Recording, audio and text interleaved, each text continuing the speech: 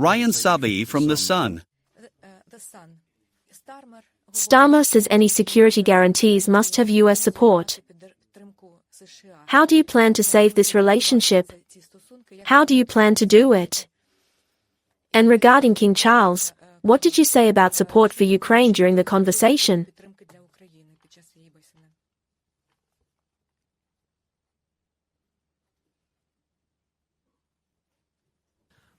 I want to thank you for the meeting. First of all, thank you for asking about Prime Minister Starmer and our relationship with the United States. First of all, today's meeting was very important. And this is one of the meetings in that series.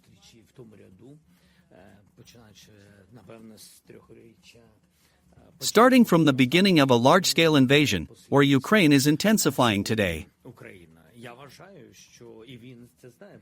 I believe, and he knows it, Prime Minister, and we are discussing it, and within the framework of the contingent initiatives, which was proposed by the French side last year, we understand that the strongest guarantee of security is a strong Ukrainian army. And a strong Ukrainian army, which has a sufficient numerical composition to stop Russia's aggression, in one form or another. We mean the army, which is in a strong composition as on the battlefield a ground link. And so it is in the sky. And as for mobile fire groups and air defense systems, and the same at sea. That is, we are talking about a full-fledged Ukrainian strong army. And there are questions about security guarantees. How to provide this army with both training and funding. As for what the Prime Minister said, I haven't heard. We're talking about a contingent. And he means, it seems to me, that the contingent should be with one or another presence of the United States of America, probably in a different format. We can also talk about air defense. We can also talk about intelligence, etc. And of a different nature, in principle, safety in the sky. I believe that there is a lot of experience here in the United States. We have seen it with you in the Middle East, and, in principle, it is historically clear that they are strong and at sea. That is, if we are talking about the format of security guarantees and the format of the contingent. Our colleagues from Great Britain and France see in one form or another, as I said, the presence of the United States of America. This is normal. I believe that Ukraine has a partnership with the United States of America, quite strong relations.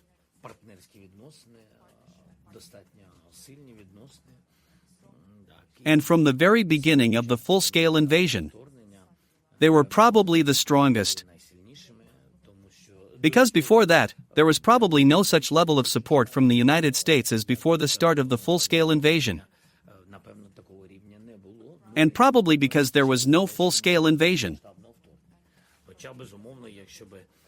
Although, of course, if 10 years ago all partners would have gotten very involved and would not have allowed Russia to expand its occupation in this format and would have stopped Russia.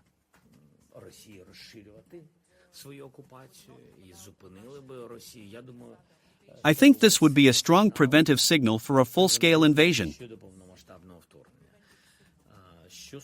As for save the relationship, what you said, I think that our relations will continue. Because it's more than relative to one moment or another. We must be open-minded. Ukraine is not the largest in the world. Although everyone sees how she fights for her independence and freedom. We are grateful to the people of the United States of America. To all the societies of those countries who support us. We are really very grateful to them. And we've always had bipartisan support. And I think that at different levels, support will continue. Because Ukraine's failure is not just Putin's success. This is the failure of Europe. This is the failure of the United States. I think we are all interested in preventing Putin from winning. Therefore, today's meeting. And you see how Europe has united. And to be honest, I would like to thank people. Because both here in the streets today and yesterday, when I had a meeting with Prime Minister Starmer, everyone is on the side of Ukraine. Society is very influential in the politics of any country. I am grateful to people for the fact that we share the same values with them, which territory of our state was not compared to certain great states.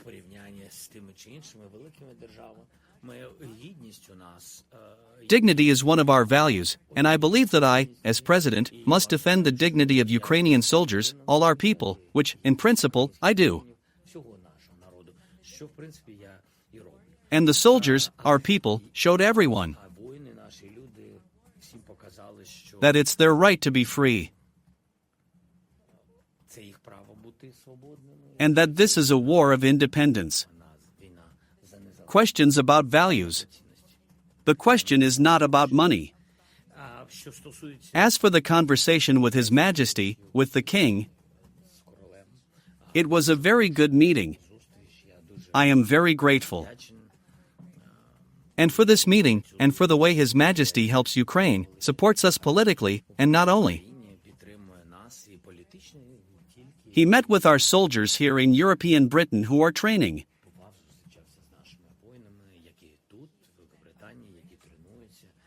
And we are very grateful to the royal family for their support. Thanks. Mr. President, I'm Dan Saber with The Guardian, Dan Samwell. Can the United States stop helping Ukraine? The New York Times writes about it. And can Ukraine continue to fight without American support, only with European support? Will you do it?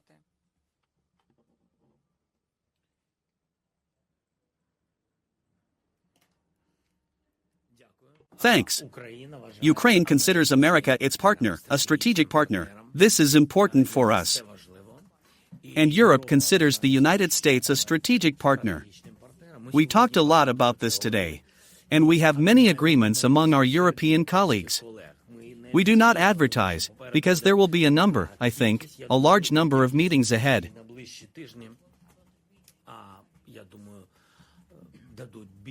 And the coming weeks, I think, will give more, let's say, an effective plan of our actions and a clearer vision.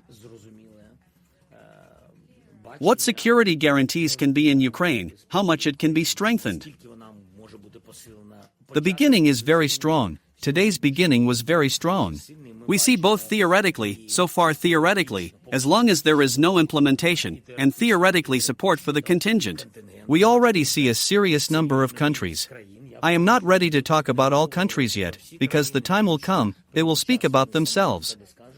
But it's important that we discuss it. It is important that we receive support not only from France and Britain. This is a very serious signal. As for U.S. aid, it is different. We work with the United States of America. I think that it is not beneficial to everyone. So that this help stops. We definitely understand that the help we are receiving now, it is an aid that was once passed by the Congress of the United States of America.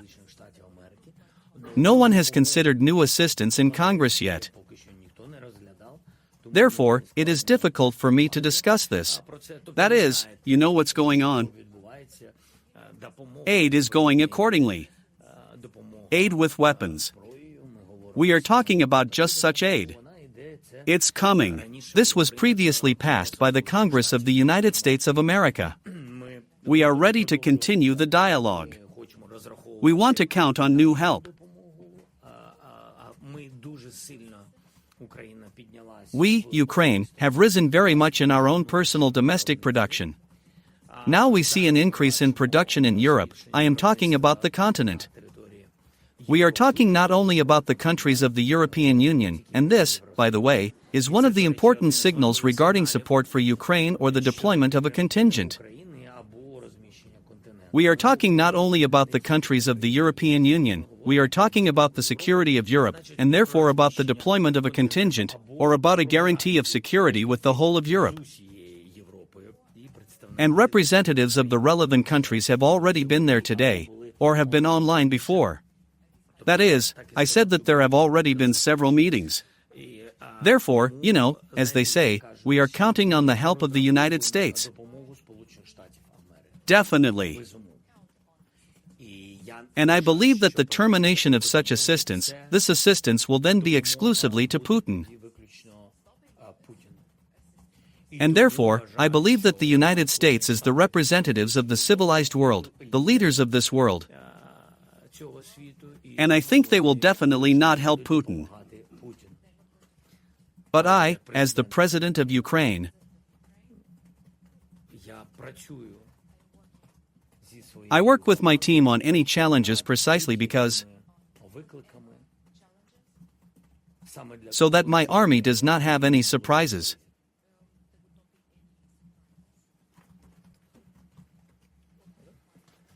Patrick Palms from The Economist. Patrick Palms from The Economist magazine. Economist. The question of the new plan of Europe and Ukraine, which you plan to present. The Americans ask you for some concessions. Perhaps there are two things to say. One thing, are you willing to accept the current line of contact as the new borders, de facto?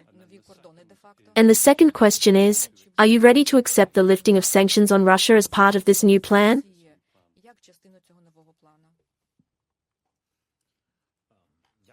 Thanks.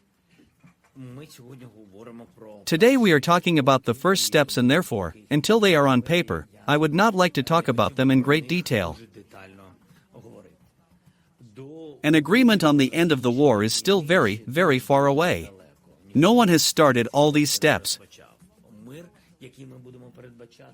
The peace we envision in the future must be just, fair, and most importantly, sustainable.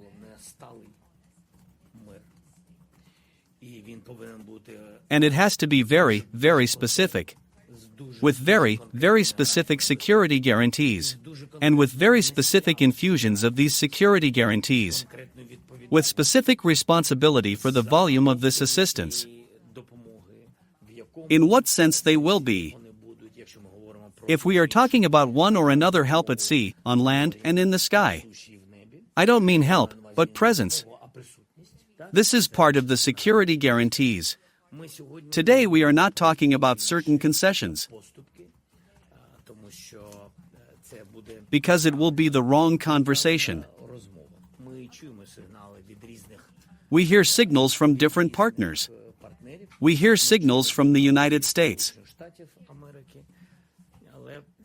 But everyone must understand that Ukraine will never recognize any territories occupied by Russia. Like Russian territories. For us, it will be a temporary occupation. Depending on the support of Ukraine, the confidence of our people will depend. That's why we're so in the mood today. That these security guarantees should be the same as they should be 100% impossible for Russia to come with another aggression.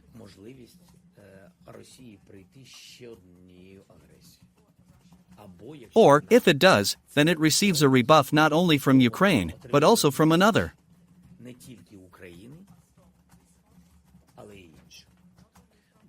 It is too early to talk about this today.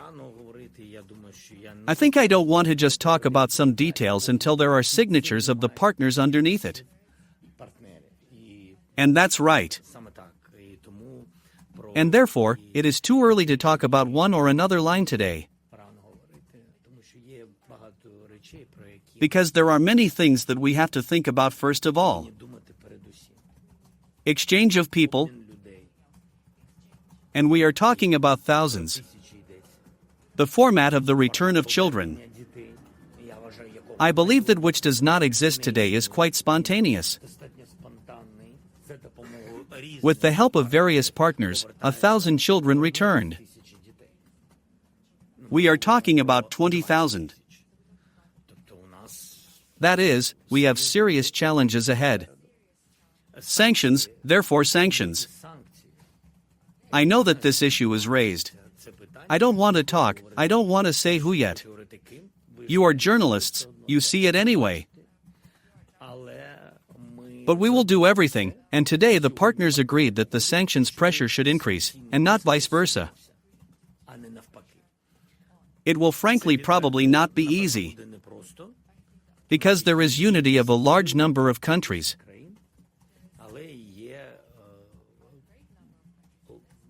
But there are also lobbyists for the easing of sanctions against Russia. It is important that the vast majority of countries are in favor of strengthening until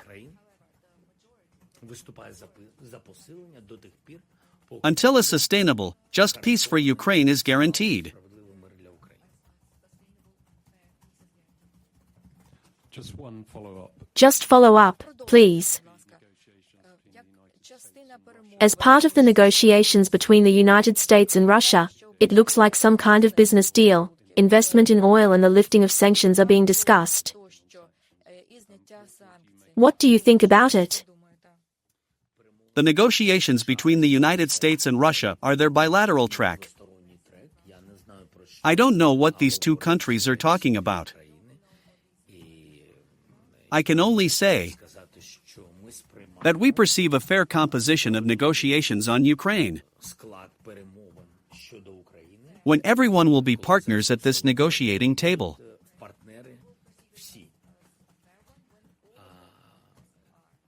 These are representatives of Europe, representatives of the United States, representatives of Ukraine. It is clear that such negotiations cannot take place without Russia, so there will be Russia. And, in principle, such negotiations, it is clear that they will take place in the future. Regarding the end of the war in Ukraine. With business, it's like I told you, I don't know who has which track. But we do not trade in territories, nor in our values, nor in our freedom. We pay very dearly for that Russia came to us with a war.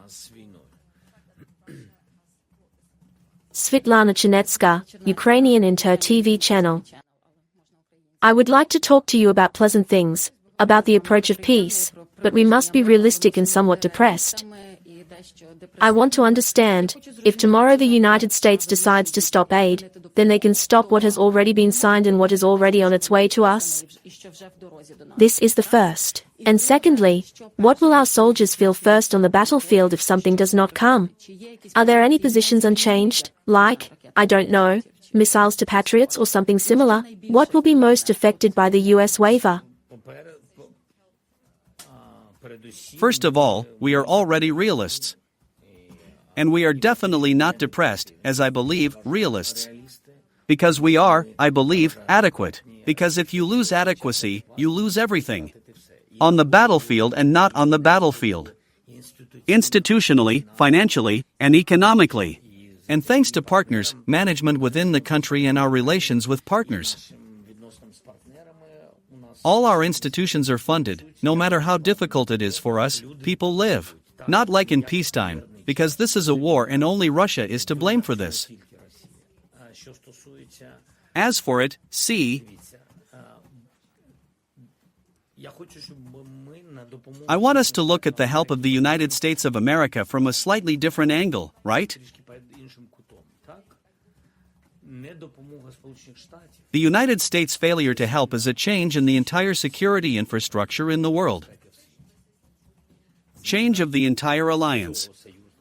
Today it is help to the whole of Europe. What the United States is doing for Ukraine is helping all of Europe. We protect the whole of Europe. That is, the question is broader. Speaking of pragmatic things, I do not want to prepare Russia for certain details with information. We are very well prepared for the different nature of challenges. We don't know where the strikes might come from or if they will. But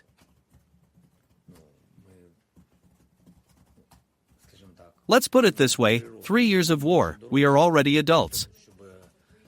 In order to understand that the world and life are not predictable. This means that we need to be clearer or faster. Tell me, you say you are not depressed. Explain how you managed to hold on, not to slough, not to lose heart. After such a meeting, as in an Oval Office, many Ukrainians felt a stab in the back.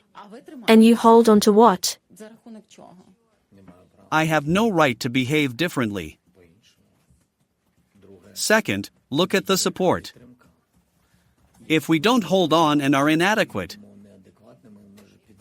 we will already let down the whole of Ukraine, all Ukrainians, let down all partners and people, all the countries that have been supporting Ukraine all this time. Not with words, but with everything, everything you can, emotions, money, weapons and more. That is, we are supported by the world.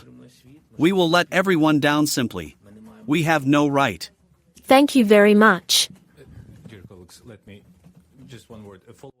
Colleagues, if you ask a question in addition, then it must be really an application, and not a completely new question. Francis Dane, The Telegraph. Russia has annexed regions of Ukraine that it does not fully control. Is there a chance that as a result of peace, any territory can be transferred to Moscow, which is now in the hands of Ukraine? And what can you say to your people in the occupied territories?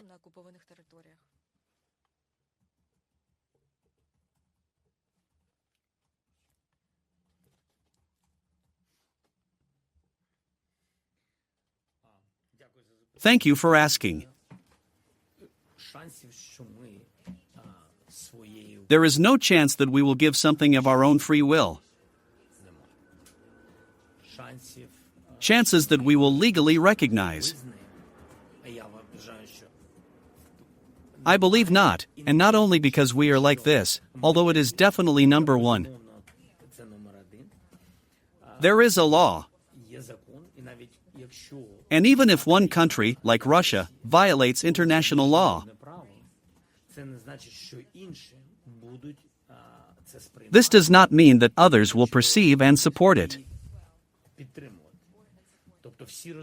That is, everyone understands that Ukraine does not recognize the occupied territories as Russian.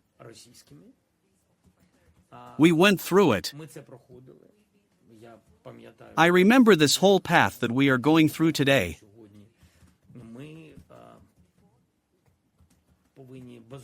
We must be based on the UN Charter, and based on the understanding of international law of all partners, and based on the fact that the time will come. Ukraine will return everything Ukrainian. No one wants anything superfluous, no one wants what doesn't belong to us. Because when you take someone else's property, or occupy something, or act contrary to the law, all this will come back to you. If you take someone's home, their land, their life, then they will take away from you. It's a matter of time. Therefore, there is nothing to discuss here. Just one follow-up, if I may. You say In addition, you said that there is no such chance that you will give up such lands of your own free will. And can there be some kind of peace agreement, the condition of which will be the transfer of land in Moscow? That is, not by your own will, but perhaps by coercion. Can you sign such an agreement? I think it was a non-peaceful agreement then. This, you know, is like the forcible division of the earth.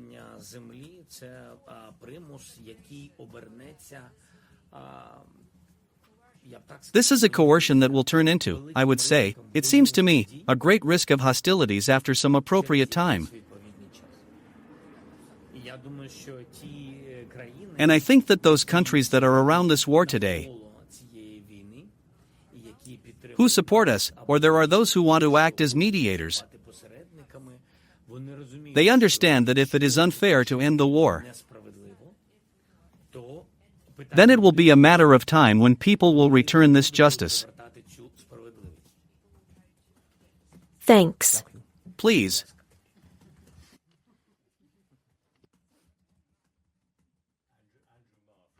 Andrew Marr, LBS. Andrew Marr, LBS.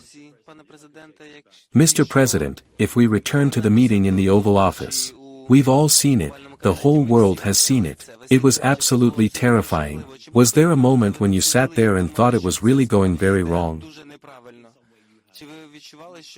Did you feel like you did something wrong? Is something out of control and you regret it?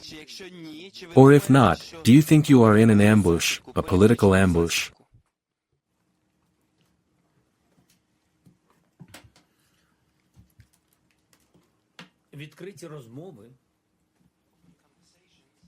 Open conversations between partners are important. And this is constructive. To know each other's position. And such conversations, open conversations, they should be. I don't think it's right when these conversations are completely open. Because, respectively, emotions or information, etc., can be used. And even non-friends will definitely take advantage of it. Therefore, the very format of what happened, I do not believe that he brought anything positive and additionally to us. As partners, I don't want to discuss what happened, and I understand it. I would not like to talk about why this happened.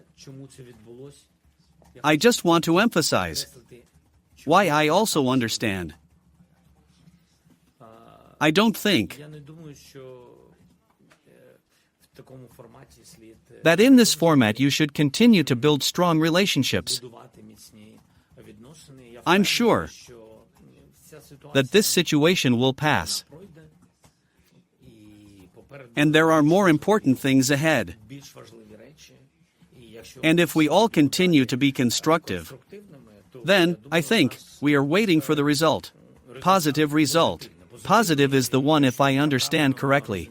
A positive result is when we bring peace closer for Ukraine. We are all together. And very, very quickly, Mr. President, are you ready to go back to that room and try again? Look, it works differently. I didn't come to try.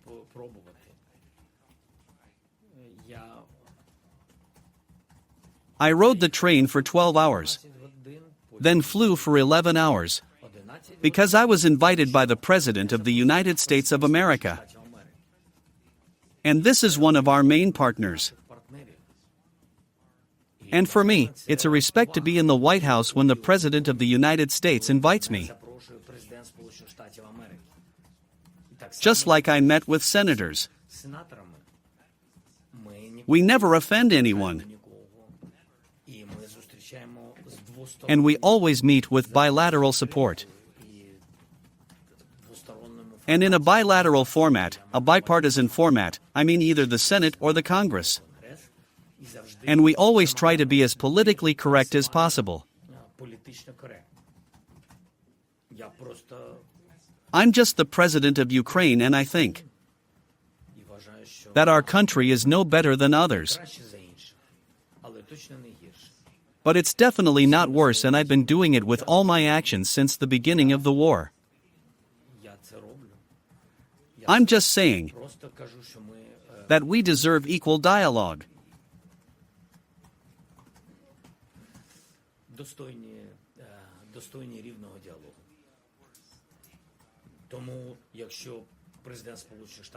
Therefore, if the President of the United States invites me to a constructive dialogue,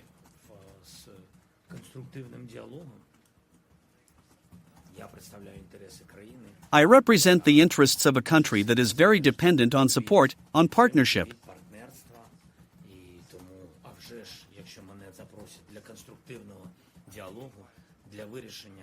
And if I am invited for a constructive dialogue, for solving real problems, for serious questions and real decisive answers, I will. Out of respect for America, for the American people, and for the President, and for the two parties, for the United States as a whole.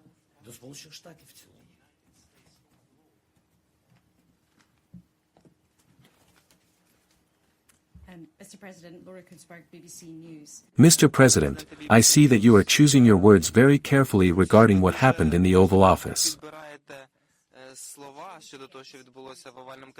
But in order to get security guarantees, you will need to rebuild your relationship with President Trump. Is the White House still asking you to apologize or express any regret about how you conducted this meeting in the first place?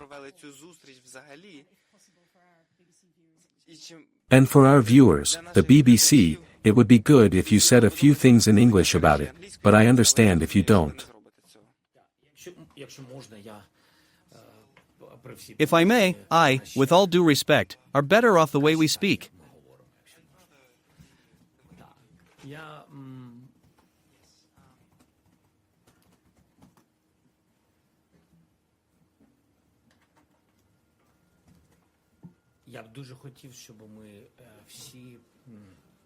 I would very much like us all to start ending the war not from today.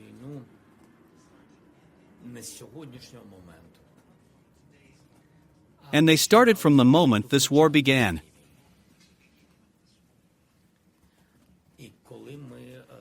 And when we forget in certain conclusions, especially public ones, it seems to me that we forget about that fact.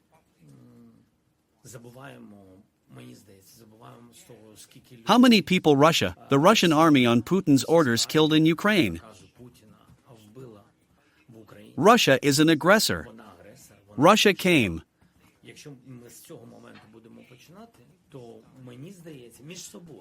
If we start from this moment, then it seems to me, among ourselves, in partnership, then it seems to me that Ukraine's position will be clearer. Our feeling about justice and how much it hurts us, and that no matter how it is, we cannot forget it. Not because you can't forget some adventure. It's just not a joke. Here's the situation. We cannot forget not because the weather was bad, something did not work out in life. No, it's just that people have lost their lives and it cannot be returned. And here no investigation is required. We know who caused these losses. Because Russia itself is talking about it. And they rejoice. And there is no need for proof. We do not need an investigation, conclusions. We want sentences. And we have the right to do so. Our families simply have the right. And it hurts us a lot. And all we want from partners is a constructive dialogue. And so that you remember who the aggressor is.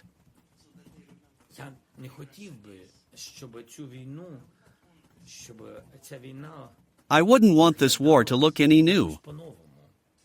That there are two sides to the war, and it is not clear which of them is the aggressor. And we need the most important thing to be in the middle. We don't want apologies.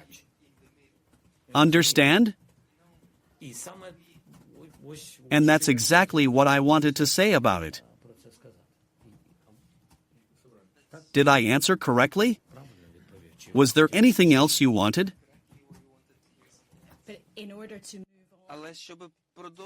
But in order to keep moving forward, to get the security guarantees that you need from America for your security, the White House has made it clear to the world that you have to bow to them somehow. They said today that you have to go to surrender certain territories if you want to sign a mineral agreement. And if you don't do that, then maybe you're going to get stuck in this suffering of your people that continues. Therefore, are you, in principle, ready to talk about the surrender of territories, in general to talk about some regret for President Trump, or to sign an agreement on minerals? The agreement on minerals is ready. We are very consistent people. It wasn't ready. There were many options. There is a last option. It's ready. It can be signed by ministers. Everything where I as president said we could do it. So we don't take any steps back. It is our policy to be consistent. Despite what happened before. Despite this, we are constructive. If we have agreed that it will be signed on our part, we are ready to sign. To be honest, I think that the United States will be ready. It probably takes time to analyze some things. I just wanted you to hear Ukraine's position. It was very important for me that the Ukrainian position was heard. The fact that it was in the media, I was not preparing this meeting, I was in the conditions that were. And our position was heard, because I would not want it to be misunderstood. I just think it's important that it is heard today, and not at the negotiating table, where Putin will be. I wouldn't want to. We must all understand and know each other. These or that red lines, they are not emotional, they are just there. There is justice, there is truth, that's all. I am ready for any format, constructive, relative to the United States. I believe that we have all this, and we can keep it all in our hands.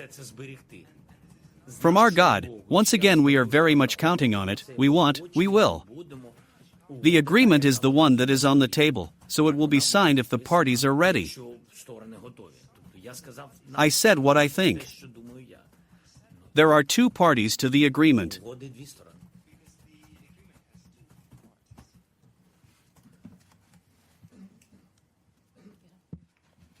Good evening, Mr. President. Natalia Gonkarova, TSN 1+1 from the Ukrainian channel. I'll just introduce myself, Natalia. Oh, in Ukrainian, I have already forgotten. This is normal. Ukrainian is better. This situation is overgrown with rumors, but we just want to hear from you what happened after the press left the Oval Office and before your departure. Sequence of actions. I think we will leave this for the time being. Short question. Can I ask one more question, as I understand it? You can do another follow-up. But on another topic. Okay, on another topic.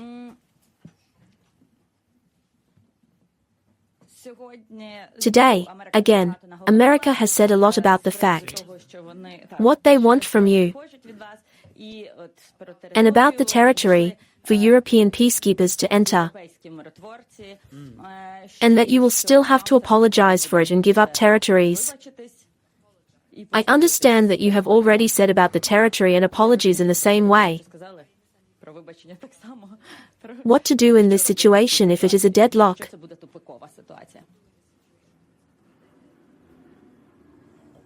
I think that smart people always find a way out of the situation. This is the first. The second story, I think that on paper we will have a clear understanding of infrastructure, security guarantees, something that will protect us. I do not want to argue on this topic, what security guarantees this or that partner sees. It seems to me more constructive when we say what exactly will protect us. And if, for example, we are offered something else, and Ukraine says that it will not protect, then these are not guarantees of safety. And therefore, I believe that we will discuss the format of security guarantees, contingents, and numbers. And it will be, I'm sure, a fairly public process. But after we understand each other inside, I think we need to work as leaders today. Work inside. What it should look like. This question is definitely not years old. We want peace in Ukraine more than anyone else. And I respect everyone's position, but none of the leaders argues. And those who argue that someone wants more peace than we do just don't understand how our people feel. He has the right to his opinion, again, but he simply does not know what is happening to Ukrainians. We want to end the war. The military wants to return to their families. We want to bring people home. We want to return children to school. We want people not to die. Despite the fact that it is a great respect for all those who gave their lives for our independence. We don't want Putin to win. This is a war of independence. We will not let him win. No matter what anyone says. But behind closed doors, did you have time to ask Trump what exactly will protect us? Did he give you any answer to this question? Let's leave it for the future. Thanks. From the Financial Times. Benal, Financial Times. Seems to be a fundamental There is a fundamental difference between you and President Trump about the importance of security and securing this peace process agreement. He said that this is a 2% problem. What do you think about this remark and what is related to it? You are transferring your efforts to convince them, as I understand it, to Great Britain and France, or is that so? No. First of all, I am not ready to evaluate the security guarantee as a percentage. I just don't know what President Trump was talking about specifically. I remember what you are talking about now. I remember this moment. But for us, the best security guarantees, is NATO. The United States does not support this. But if I were talking about NATO and talking about what it means for the people of Ukraine, I would say that it is not 2%, but much more, because it is confidence in the future. It's just that we don't know yet with you what the configuration of security guarantees will be. That is why I give an example of NATO. And if you ask Ukrainians, if we are talking about Ukrainians, not about this or that partner, or about certain leaders, who are leaders of countries that are not at war, I wish everyone peace, but I always say that there is no need to compare it. You just don't need to compare it, it's just different. We don't live life which we want to live. We are at war. And that's it. And we do not choose our life today, but we fight to choose it.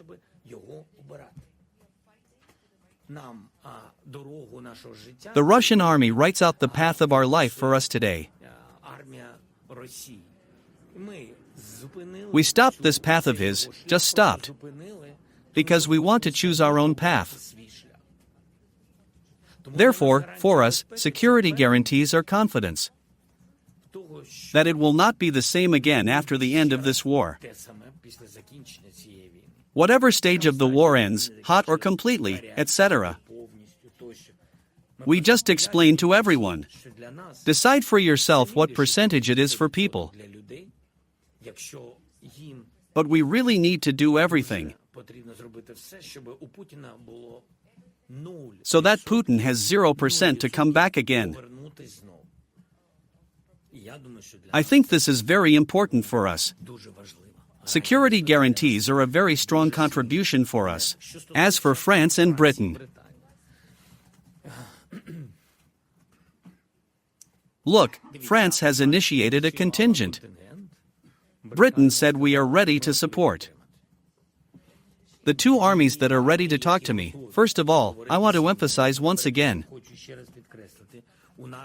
we have a ready understanding in Ukraine of where and how much we need a contingent of certain countries.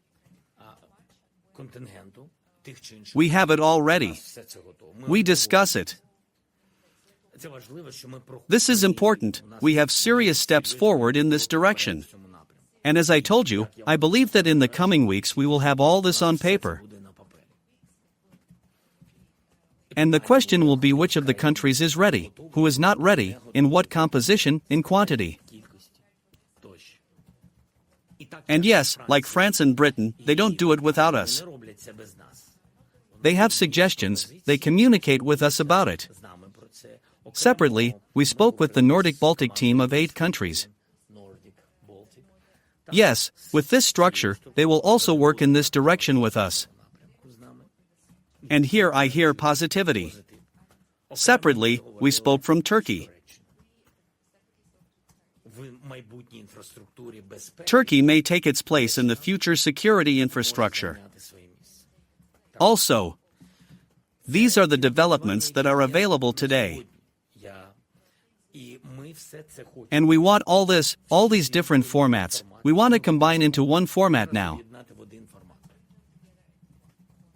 And then, when it is ready, we will be ready to share with societies. And how do we share with society? Always through you, through your colleagues, through the media. Because security guarantees, when we say the country needs it, Ukraine needs it. People need security guarantees. Just people. It's for them, it's all for them. And they have to say, we believe in it, and they come to life, the country lives, people come back. And if people don't come back, then this means that people do not believe in the guarantor of security.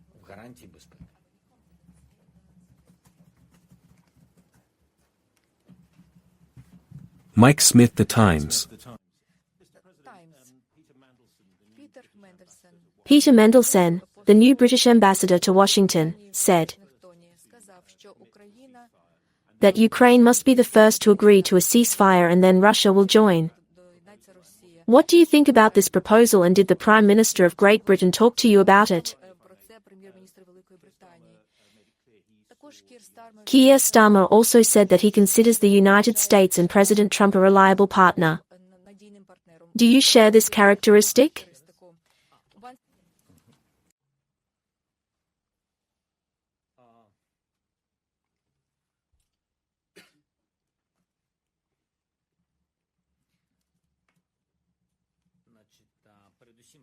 As for the ceasefire, yes, look. I will give you an example and explain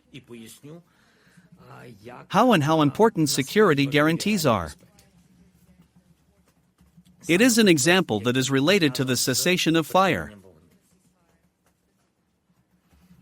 I don't remember whether I gave this example publicly or separately to leaders. But I don't see this as a big secret.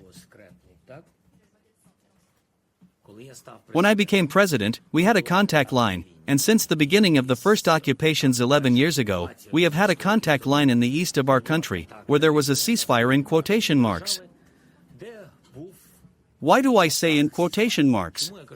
Because there are statistics. I handed over these documents to the leaders.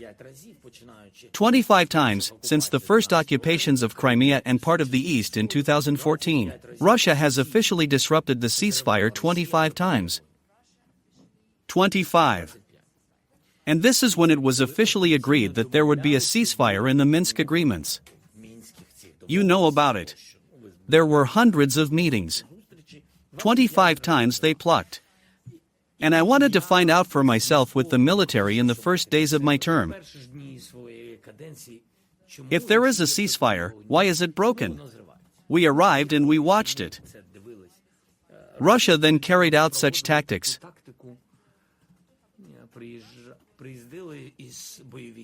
Militants, snipers came. And they did live training.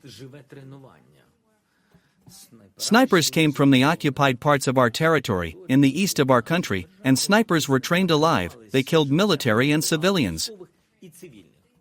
They hit children there. There were many different strikes. A terrible story. It's wild. Before the full-scale invasion, it looked just terrible. They just walked. And they walked along this contact line, which was 10 times smaller than the front line today. It was just much less. When they killed us, it is clear that our guys answered. This is absolutely understandable. And this is what the ceasefire was. That is, everyone said that it was a ceasefire, but everyday people simply died. Not in the same number as a full-scale war, but they died.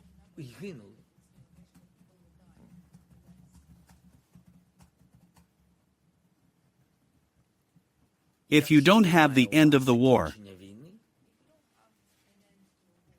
and there are no guarantees of safety,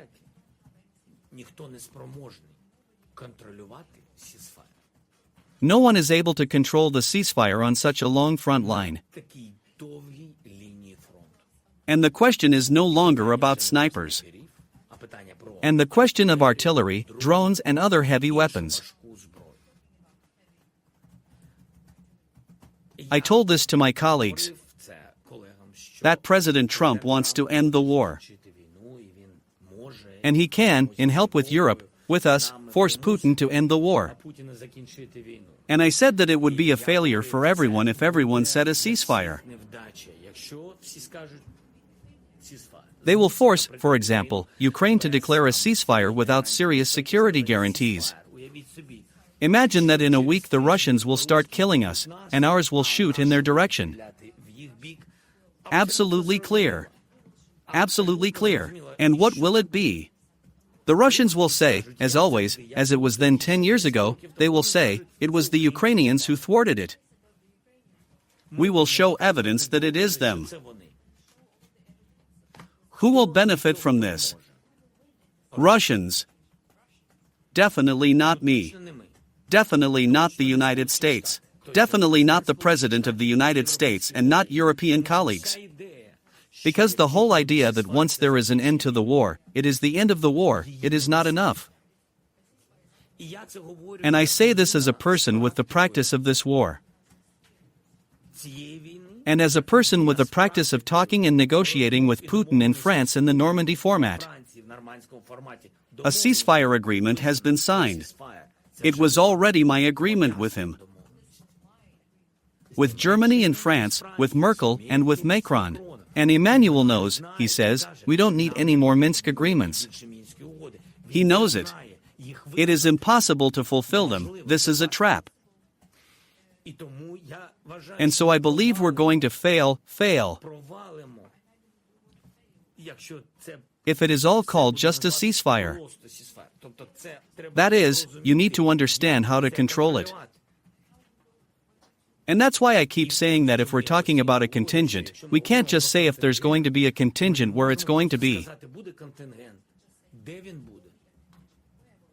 And if we talk about ceasefire, we say, listen to us, please, it will not be a success for everyone. We don't need it. And as soon as someone violates ceasefire, and the Russians violate the Russian one, I'm sure of it, but I don't want to argue now. No one will benefit from this. Because as soon as we see the first casualties, one artillery shell to the school. No, that's all. It's all over. It's just over. And this is a continuation of the war, and we do not know in what format next.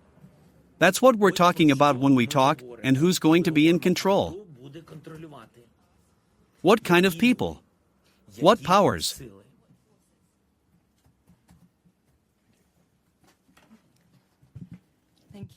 Reuters.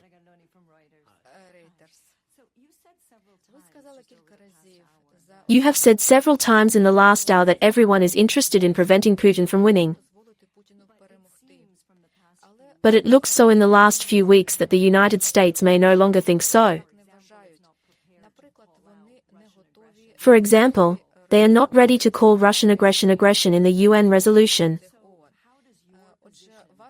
Your position, how should it change according to this? Have you discussed with European countries today whether they will reconsider their position on the transfer of 300 billion frozen Russian assets directly to Ukraine?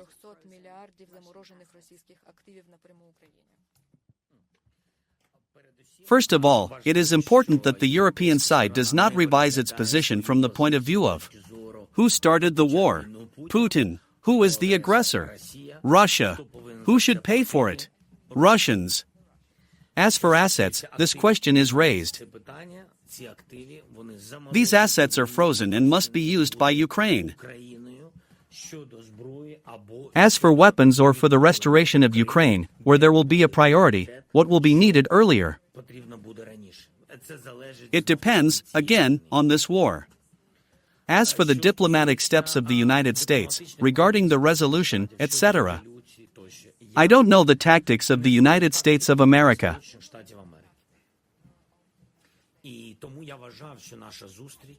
And so I believe that our meeting with the United States of America, it is necessary so that we understand each other, and that we do not have any surprises, because it hurts us.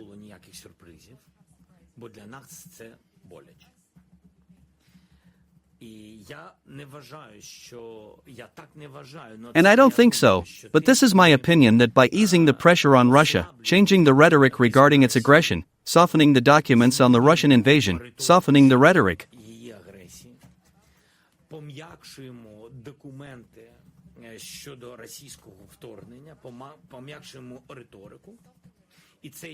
and this is me, as your colleague said today, it is I who choose my words very carefully.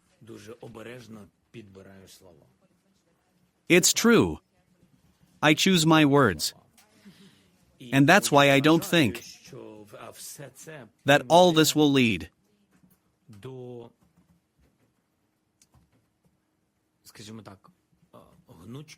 to, let's say, the flexibility of the leader of Russia.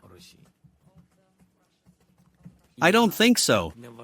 But as I told you, that I don't know tactics. I'm the only one who thinks it's wrong.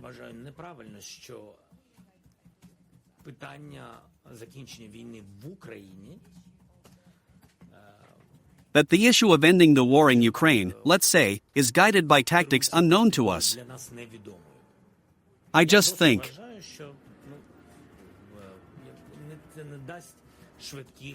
that this will not give quick steps that are positive or safe for Ukraine.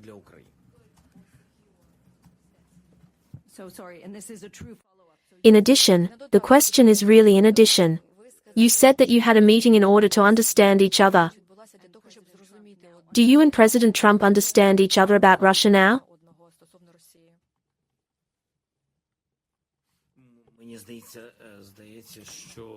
It seems to me that this is not our first meeting. We have already talked on the phone, and we have had meetings. I think, and I would very much like President Trump to hear some things from me personally.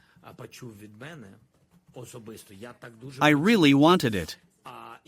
And likewise, I would like to hear some things from President Trump personally. I believe that the teams who work at their own level with each other, I believe that the leaders are European, who have their own relationship with President Trump's administration.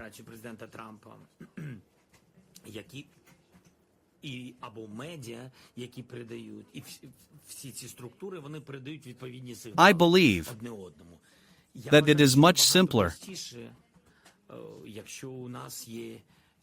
if we have more time for direct dialogue with the President. That's how I look at it all.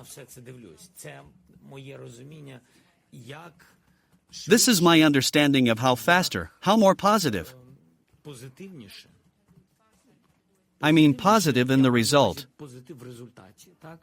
How we can build a dialogue. Here, in my opinion, it is more correct. In my opinion. But, again, as I told you, I do not fully know the tactics of all partners.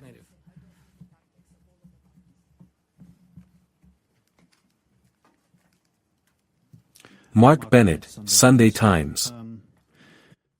Do you agree that Putin wants not just to take territory in Luhansk, Donetsk, and Kherson regions, and to destroy Ukraine as an independent state? And if that's the case, why would he agree with peacekeepers, Europeans in Ukraine?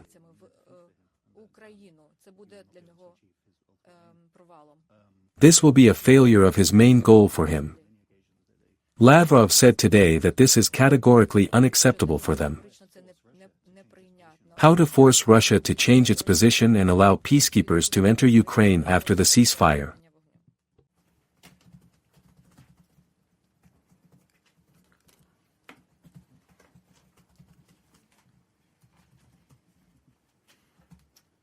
There is a lot of land in Russia. To be honest, I don't quite understand why they need land. I think no one understands a lot of things. And they don't even have technology there. In most of their territories, there is simply no technology for people, I mean developments, businesses from all over the world. They have no strength. There is no suitable economy to build the economy of Russia. They will take a very long time. They live in the Soviet. Definitely not in the market. And it's clear why. Because there are certain families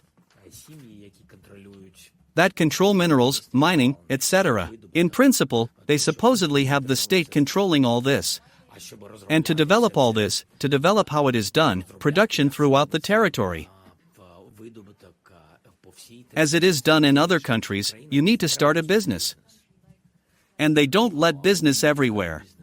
Business is where the Kremlin people, their families and loved ones, have their share. That's where they are present. Therefore, existentially, the question is not about land. The question of the Russian world, that is, their philosophies, dissemination of their narratives, their presence in all territories, where the Soviet Union was present. They built it for themselves as an internal law. These are their views. Therefore, they do not need a strong Ukraine. They need a republic like Belarus is today. That is, legally it is an independent country, it is nominally. But in fact, this is a part of Russia where Russia has total control of everything. The question is not in the minerals of Belarus, we understand, or in the benefits of fossils in Belarus. That's not the point. There are many more of them in Russia. The question is in the Russian world, this empire, that Putin sees and wants to leave it to the next generation. In this way, he wants to go down in history. That's what he does it for. Ukraine is like a bone across the throat. This is a serious story. Ukraine is complicated. Ukraine is large both territorially and in population. That is, without Ukraine, he will not return all this. If Ukraine builds all states, with all respectable, but small ones, that are members of the EU or NATO, where the presence of Soviet policy used to dominate, all these countries will fall. If Ukraine survives, he will not break this part of the Western world and regain what they call his Russian world.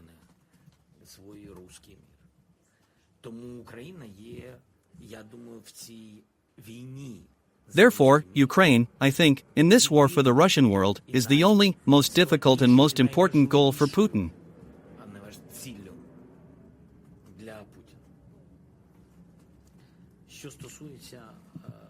Therefore, they will also tell you about territories. They don't care what to talk about. These are certain narratives, such a notebook, a manual, they don't care what to talk about. The main thing is to prevent Ukraine from changing course, which people have long since changed in terms of values. But he wants them back. That is, to prevent Ukraine from becoming part of the European, so to speak, family or the Western world. Ukraine is like that. But he also shows how it is when he occupies. He also shows that it can work. See with Georgia. We know people there, they are pro-European people. But he will change them a little. He did not allow them to integrate into either the EU or NATO, he froze the war, he occupied Abkhazia. And he is changing the policy inside Georgia a little bit. That is, everyone will respect our friends in Georgia, and they are very cool people. I adore them very much. We have a large number of friends.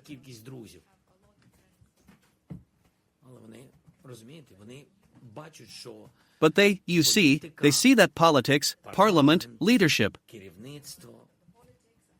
They are looking at Russia today. That is, the Russians managed to change the course of the state where they are present. Even if people are against it. Even if they are against it.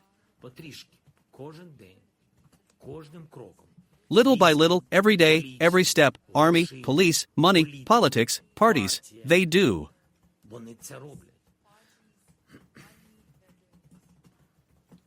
So, sure, kind of. Yes, and maybe not as in the sequel, but just to clarify, argue all this. How the West can force Russia to stop fighting and allow peacekeepers. If the common goal is, as you said, to destroy Ukraine. Exactly. Not to lift sanctions, but to strengthen them as much as possible. That is, its economy is in a very difficult situation. It will get worse. Maximum. Destroying oil and energy prices is one story. This is not enough. Blocking the shadow fleet is also not enough. The banking system should be completely closed. That's not all either. Cut off all relationships where he circumvents sanctions. Take on board those countries that today help them circumvent sanctions. First of all, not because they are friends with the Russians, but because they make money from it, taking advantage of this situation. Offer these countries other income. Offer them alternatives. They exist. The Russians give them cheap gas. Give the same gas. Cut everything off with it. Give total sanctions. Their economy is already degrading. Degradation will be faster.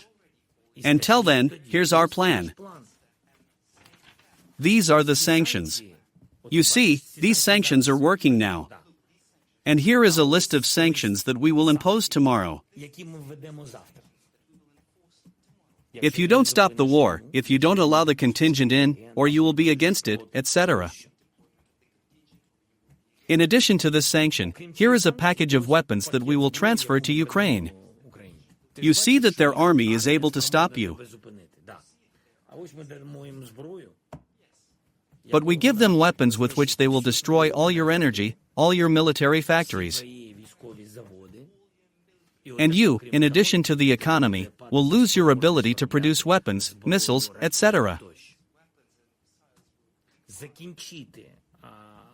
End the whole story with the fact that parts for missiles, chips, a lot of different technologies and electronics are transferred by the businesses of the respective countries. All businesses, all companies are known. All this is there. Within the countries where these businesses are located, these are the countries of Europe, America, Asia, all these business structures exist.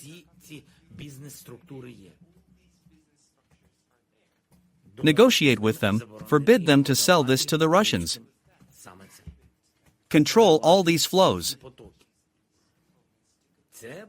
This, I will tell you frankly, is a difficult job, but it is already understood. There are no secrets anymore. Everyone understands who is doing it. People, companies, surnames. All this is there. That is, just approach it a little stronger, a little more structural. Putin won't do anything. Nothing. Its population will be dissatisfied. Exactly, when his missiles can't fly.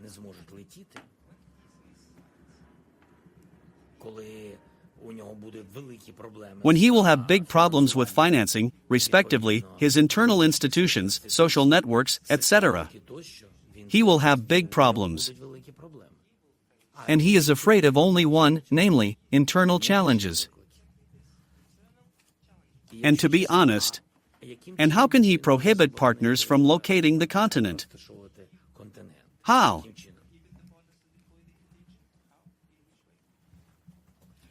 Mr. President, Mr. President, Sky News, I am Alta Hakim. Was there any communication with the administration after the meeting in the Oval Office? Have they contacted you? And a separate issue, you talked about leaving office a few days ago. What do you think of the elections?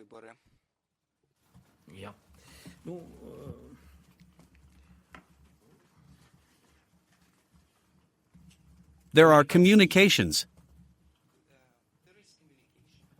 Not at my level.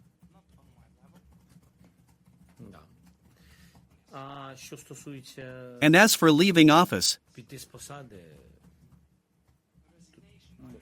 if you change me, I can just give, how to say, from what is happening now, with support. It's easy to change me, it won't be easy. That is, it is not enough just to hold elections. You must not let me in either. That is, it is a little more difficult. It turns out that you need to negotiate with me. And I said that I was changing to NATO. So I have completed my task. If there is NATO and the war is over, then I have fulfilled my mission. Although, to be honest, it looks like that people, let's not say their positions, let's put it this way. Citizens of other countries tell Ukrainians what kind of president they should have. Especially if these are people who hold official positions. This, to be honest, looks unconstructive and undemocratic. We are talking about values. It definitely doesn't look very democratic, though I'm frankly saying, maybe this is a way out for everyone, both for Putin and for everyone. If I'm not as flexible as they say, yes, I'm going in exchange for NATO. To be honest. can I just ask?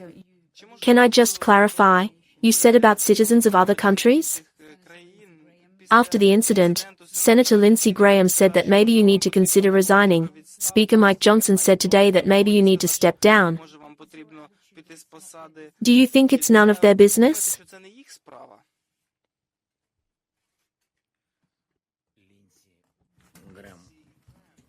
Graham is a very good guy, very correct. And to say who should be president. Whether I should resign, I can grant him Ukrainian citizenship. And then he will become a citizen of our country.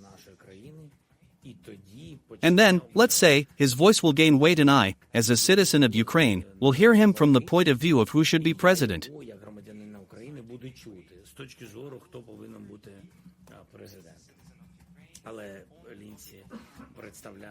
But Lindsey represents the party, which defends democratic values.